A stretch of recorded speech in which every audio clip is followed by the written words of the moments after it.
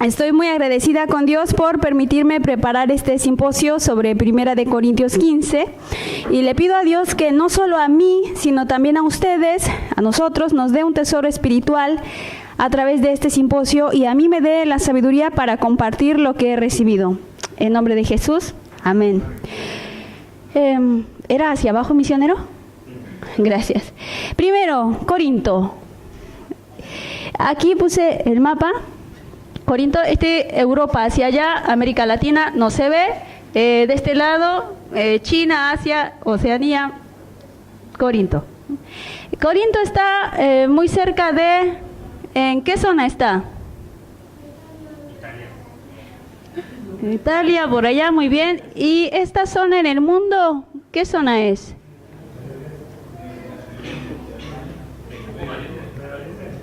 Medio Oriente. Ajá, Medio Oriente por allá. Y Italia, ¿con qué pueblo la relacionamos? Roma. Y antes de Roma, históricamente, ¿quién estaba? ¿Quién? Los griegos. Entonces, Corinto está en la zona helénica, la zona de los griegos. Oh, me salí. Acá está un poco más clarito el mapa. Corinto, ahí está zona de Corinto, ahí dice las otras, ¿no? Macedonia, Europa hacia allá, Asia Menor.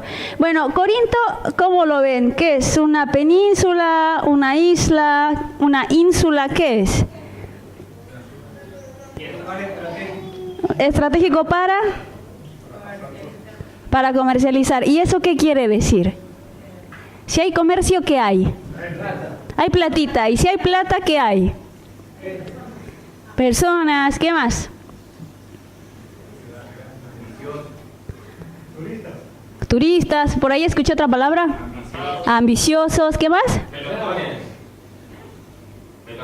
Pelotones de militares, sí, de todo un poco. Bueno, ahí está Corinto. Corinto, su significado es tierra de istmo, prosperidad y negocio. Eso es Corinto. Bueno, Pablo escribió esta carta de Corinto para los pobladores de Corinto, una isla cosmopolítica con gran movimiento económico, cultural e intelectual. Por eso mismo, muy abiertos de mente, o como le dicen, open mind, practicantes de muchos actos permitidos, tolerados, ilícitos y de libertinaje. Pablo inicia esta carta con los siguientes temas. Oh, parece no se actualizó. Bueno, no se actualizó mi... Ah, porque sí, no estaba actualizada, estaba en red. Bueno, perdón. Los temas que él menciona al principio de la carta son los siguientes que les quiero compartir.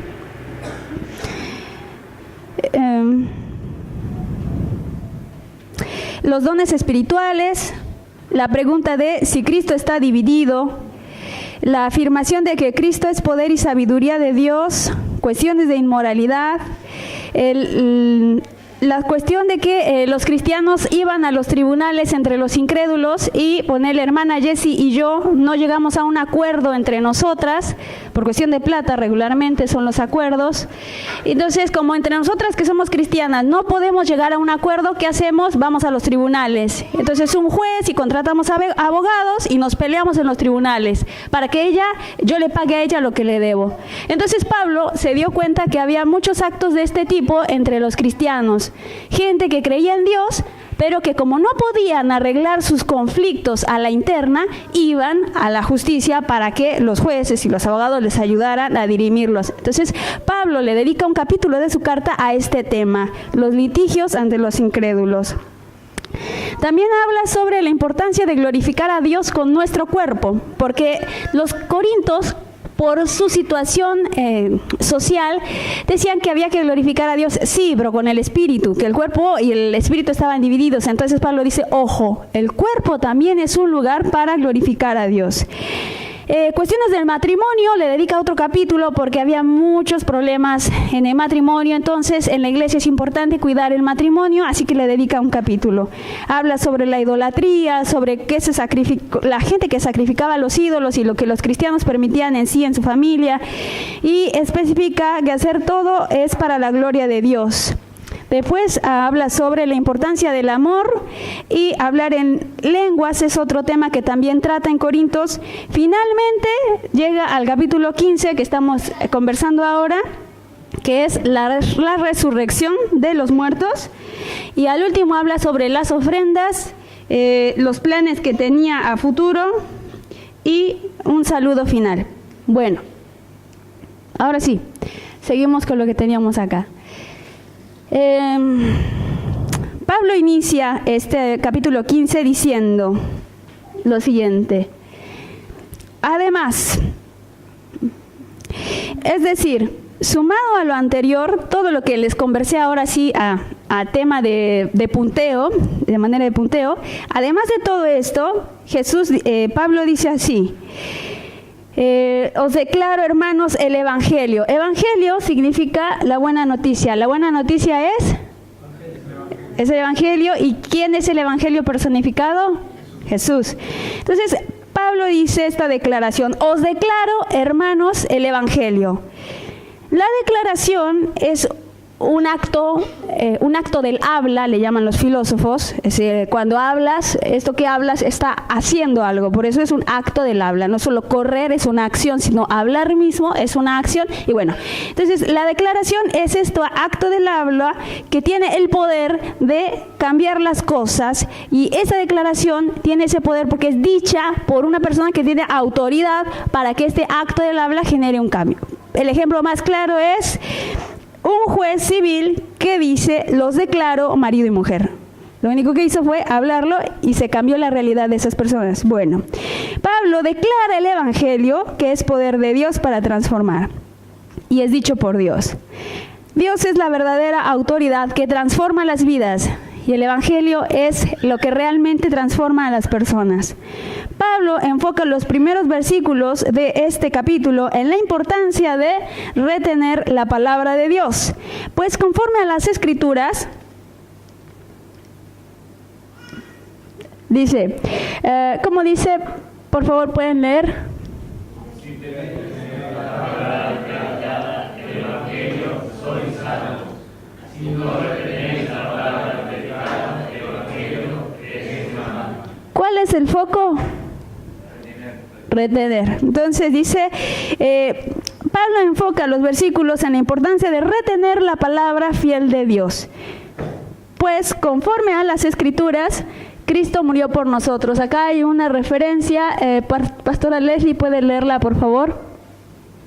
En Romanos 5:8, a Dios muestra su amor para nosotros, en que siendo aún pecadores, Cristo murió por nosotros. Entonces, Cristo murió por nosotros conforme a las Escrituras. Y después, Pastor Sometimiento, ¿puede leer esta referencia, por favor? Sí, Mateo 28:6 dice, no está aquí, pues ha resucitado, como dijo, venid, ved el lugar donde fue puesto el Señor.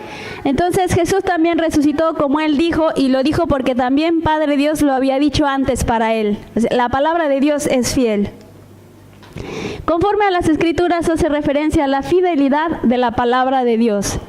Es necesario que nosotros creamos esta fidelidad.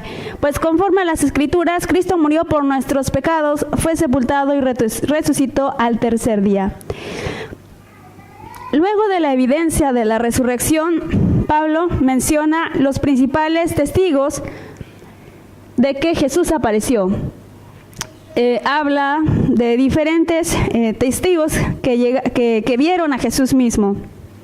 Él dice que Él es el más pequeño y dice así: se me apareció a mí, que no soy digno, porque perseguía a la iglesia. Sin embargo, acá enfatiza en la misericordia de Dios. Después de esto dice: pero por la gracia de Dios soy lo que soy, y he trabajado, no yo, sino la gracia de Dios. Por la gracia de Dios, unos predicamos, y por la gracia de Dios, otros creen. dice Pablo que todo lo que él ha hecho, lo ha hecho por la gracia de Dios. Por la gracia de Dios ha trabajado y pueden ahora los corintios ver la obra de Dios y cómo ha crecido el número de creyentes en Cristo en todo el mundo conocido hasta ese entonces. Pablo también en este capítulo señala que hay veces que se presentan discrepancias dentro del cuerpo de colaboradores, entre los pastores o entre las personas que iban a misionar. Especialmente si Corinto era un lugar de paso para gente que iba hacia otro lado, considerando que tenía puerto. Pero dice, o sea yo, o sean ellos, la predicación es la misma. Nosotros aquí, hoy, ahora, también podemos aprender la importancia de la predicación y lo sabio que es dejar de lado las pequeñas diferencias. Ahora, la predicación fundamental de Pablo y la nuestra es que Cristo resucitó de los muertos. Este es nuestro foco. Esta también es nuestra predicación. Y es el punto central de 1 Corintios 15. Y es el tema que yo quiero compartir con ustedes en relación con la Pascua, que ya recientemente hemos aprendido sobre Éxodo y enfocado en Éxodo 12 de la Pascua. Dice, la buena noticia, por favor, hermano Maxi, ¿puedes leer esto por favor? Sí, la buena noticia que anunciamos es que Dios resucitó a Cristo. Eso es otra traducción para la explicación que Pablo está diciendo. Este es el foco. Vamos a ver el simbolismo y la importancia de la Pascua para nosotros, los que creemos la predicación de Cristo que resucitó de los muertos. ¿Qué pasó la noche de la Pascua? Pregunto. Recién escuchamos. ¿Qué pasó la noche de la Pascua? Hubo mortandad, pero hubo vida también. La resurrección de Cristo es nuestra Pascua. Por eso es muy importante recordar que Cristo efectivamente murió como el Cordero de Dios, pero que resucitó, nos da vida y que volverá. Esta es nuestra esperanza. Y este volverá implica que nosotros también lo encontraremos cuando resucitemos, si es que nos toca ese momento. Si no, tal vez sigamos vivos. Bueno, Pablo dice, la resurrección de Cristo es nuestra Pascua, digo yo. Pablo dice, si no hay resurrección de muertos, Cristo tampoco resucitó. Y si Cristo no resucitó, vana es nuestra predicación, vana es también nuestra fe, y somos hallados falsos testigos de Dios, porque testificamos que el que resucitó a Cristo, el cual no resucitó, Dios, eso si los muertos no resucitan. O sea, hay un punto muy trascendental que es la resurrección de los muertos. Y esto es lo que marca la diferencia entre la fe cristiana y cualquier otra fe, porque si todos son iguales, todas las religiones tratan de que las personas sean buenas personas y colaboren, y los derechos humanos y la igualdad, pero el punto central es la resurrección de los muertos. ¿Hay resurrección de muertos? Es la pregunta que tira Pablo. Dice, Cristo resucitó. Entonces, no es en vano nuestra predicación. Cristo resucitó, entonces no es en vano nuestra fe. Cristo resucitó, entonces no somos falsos testigos de Dios. Vuelve a preguntar. Porque si los muertos no resucitan, tampoco Cristo resucitó. Si Cristo no resucitó, la fe es vana y seguimos en los pecados. Ese es un gran problema, seguir en los pecados. Entonces vuelve a decir, Cristo resucitó, por eso la fe no es vana, por eso ya no estamos en los pecados. Y entonces también siguen vivos en Cristo los hombres de fe. ¿Recuerdan la semana pasada que nosotros estudiamos sobre Lázaro? La conversación que tienen Marta y Jesús, la resurrección que ella dice, sí Señor, sé que resucitará en el día postrero, y Jesús dice, el que cree en mí, aunque esté muerto vivirá, todo aquel que vive y cree en mí no morirá eternamente.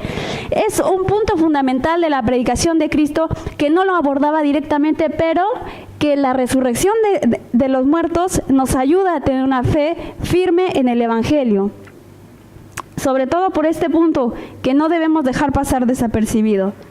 Ya no estamos en nuestros pecados si Cristo resucitó. Si en esta vida solamente esperamos en Cristo, ¿alguien quiere leer esta pregunta? ¿Sí? ¿Somos los más dignos de lástima? Somos dignos de lástima, que la gente diga, ay, pobrecito, no puede hacer lo que quiere, no puede tener 10 novias, no puede andar con un chico y otro chico y otro chico, no puede gastar la plata como quiere, ay, no puede, pobrecito, da su diezmo. ¿Somos dignos de que nos digan, qué lástima, pobrecito, qué miserable? Porque Cristo resucitó. Nuestro esfuerzo vale la pena porque Cristo resucitó. Pablo dice, si en esta vida solamente esperamos en Cristo, somos los más miserables de todos los hombres. Sin embargo, Cristo ha resucitado de los muertos, así que vale la pena creer en la resurrección, vale la pena creer en Cristo y vivir por Cristo. Pero, ¿por qué Pablo empieza primeramente con el anuncio de la muerte, sepultura y resurrección de Cristo y no diciendo sobre el reino de Dios?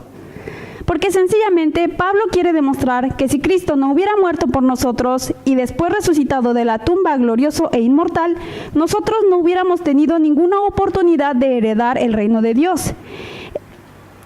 Después de explicar la importancia de la resurrección de Cristo, Pablo explica que así como la muerte entró por un hombre, de primicia a Cristo, pero así como la muerte entró por un hombre, el primer hombre, así también la resurrección de los muertos llega por un hombre. Por eso acá viene la conversación de Nicodemo con Jesús. ¿Ustedes recuerdan la conversación de Nicodemo con Jesús? Entonces, por Adán todos vamos a la muerte, es el pecado, ¿no? Pero por Cristo todos vamos a la vida. Es el arrepentimiento. El arrepentimiento, el bautismo en agua, la nueva vida, nacer del agua y del Espíritu. Bueno, después acá tengo copié tal cual el texto de acá.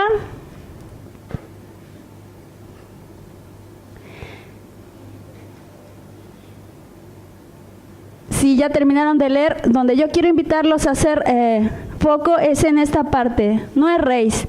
Las malas conversaciones corrompen. Algunas personas en la iglesia aceptaban dudar, no sé, puede ser que hay resurrección, puede ser que no hay resurrección.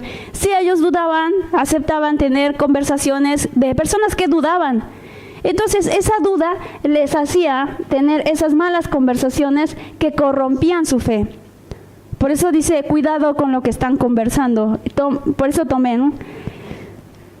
Y después, velad debidamente y no pequéis, porque algunos no conocen a Dios. Para vergüenza vuestra lo digo. Todo por una pequeña conversación. Tiene equivocación, corrompe su fe, entonces cae en pecado, entonces no conoce a Dios. Si realmente conoce a Dios, entonces no permite la conversación vana. Entonces no se genera la caída. ¿Sí? ¿Me siguen con esto? Bueno, después acá es otra toma del versículo y llego acá donde dice, Pablo presenta un evangelio completo que tiene que ver con el nombre de Jesús, la muerte, la sepultura y la resurrección al tercer día de Jesús conforme a la Escritura, hecho que hace posible que los hijos de Dios, los nacidos de nuevo, los arrepentidos, pueden ver y entrar el reino de Dios de manera inmortal, llenos de gloria como Cristo quiere. Para los cristianos este es el punto central de la redención humana. No solo que Cristo murió, sino que Cristo resucitó conforme a las Escrituras. Y ahí es donde encuentra todo su poder la obra de Dios a través de Jesús. Si Jesús no hubiera resucitado, solamente su vida, su muerte habría sido un acto heroico de alguien muy valiente, pero con un cuerpo que queda en la tumba. Sin embargo, la tumba quedó vacía. Cristo resucitó. Amén. Acá está el ejemplo de la semilla, porque hay una parte de la carta donde Pablo explica que la resurrección no es lo mismo que la vida que tenemos ahora. Y él da el ejemplo de la semilla. Así como la semilla tiene que morir y atravesar todo el proceso para convertirse en una planta, nosotros también morimos y nos desprendemos de nuestro ser viejo para crecer en una nueva criatura. Por eso, la obra de Dios y la gloria de Dios nada tiene que ver, ni se parece un poco a la obra original. El proceso es doloroso, como nos habían comentado nuestros hermanos, como dice la Pascua, comer con hierba amarga, las entrañas, la cosa que no nos gusta y que incluso no se ve qué está haciendo Dios. Pero si permanecemos, como empieza diciendo Pablo, os declaro, hermanos, si permanecéis, podremos llegar a ver la obra que Dios quiere mostrar. Amén. Bueno, dice que preparando este simposio me di cuenta de varios puntos de mi vida espiritual, especialmente los siguientes. O sea yo, o sean ellos, este versículo de Pablo, predicamos a Cristo. Me di cuenta de que yo muchas veces me quedaba solamente observando quién predica o cómo predica o si aplica lo que predica. Y por hacer eso me perdí de lo más importante, ¿qué predica? Que es Cristo lo que se predica. Me arrepiento por perder el foco y pido a Dios que me ayude a enfocarme en la predicación. ¿Cuál es el mensaje de Dios? Esto es lo que a Dios le agrada, que Cristo cumplió conforme a las Escrituras y que la palabra de Dios es fiel. Amén. Otro punto que me tocó a través de este simposio es que todo lo que hago no es en vano, siempre y cuando lo hago para Dios. Muchas veces me quedé solo pensando en lo que hice y en que a veces yo hice cosas que yo no quería, pero que las hice, y que perdí o dejé de hacer otras cosas que yo quería por hacer lo que Dios quería. ¿Me siguen en ese pensamiento? Bueno, pero este versículo me hizo ver que realmente hacer para Dios algo tiene mayor recompensa. Yo sufrí muchos años por las heridas que me había dejado una oveja. Tuve mucho resentimiento también a causa de eso por mi estadía en Argentina. Pero Dios me animó para darme cuenta para quién había hecho lo que había hecho. Y al observar cuántas cosas había hecho para mí, diciendo, esto yo lo estoy haciendo para Dios, Él me ayudó a reconocer las consecuencias de mi hipocresía y a valorar como tesoros que aquellas cosas, aunque eran pequeñitas, pero realmente las había hecho para Dios, habían dado fruto glorioso. Fue ahí donde pude ver el poder de Dios en mi vida y experimenté cómo verdaderamente ningún trabajo para el Señor es en vano. Él me sanó de mi herida respecto de mi oveja. Me concedió también, milagrosamente, la semana pasada me enteré que me autorizaron reincorporarme a mi maestría que yo ya daba por perdida. Y bueno, le doy gracias a Dios por eso. Oro para valorar y atesorar lo que Él ha hecho en mi vida y dar frutos dignos de arrepentimiento. Otra cosa que recibí al preparar este simposio es darme cuenta de la fidelidad de Dios y lo confiable que Él es. Lo confiable que es su palabra, lo confiable que son sus promesas. Pues todo acerca de Jesús, todo lo que le pasó a Jesús, todo lo que hizo, lo hizo conforme a las Escrituras. De igual manera, todo sobre la Pascua fue conforme a lo que Dios le prometió a Abraham, conforme a su palabra. Reconozco que he desconfiado y dudado de Dios, de su palabra y sus promesas, a pesar de haber experimentado en varias ocasiones el poder de Dios, como cuando yo no tenía DNI ni trabajo y Él me hizo entrar en la Embajada de México a trabajar. También como cuando le volvió a dar vida a Yair después de la apnea, cuando recién nació, o cuando me curó de la mastitis, por la que casi me cortaban un seno. Así que, por esta palabra, tomé la decisión de confiar en Dios y afianzarme en las promesas divinas que son fieles y a su tiempo se cumplen. Por eso, oro para ser paciente y permanecer con gratitud a Dios en su llamamiento a mi vida como una misionera estudiantil para los estudiantes argentinos. Oro para graduarme de la maestría y también como profesora para la gloria de Dios. y para estar entre los estudiantes como una fuente de bendición y maestra bíblica. Oro en nombre de Jesús. Amén.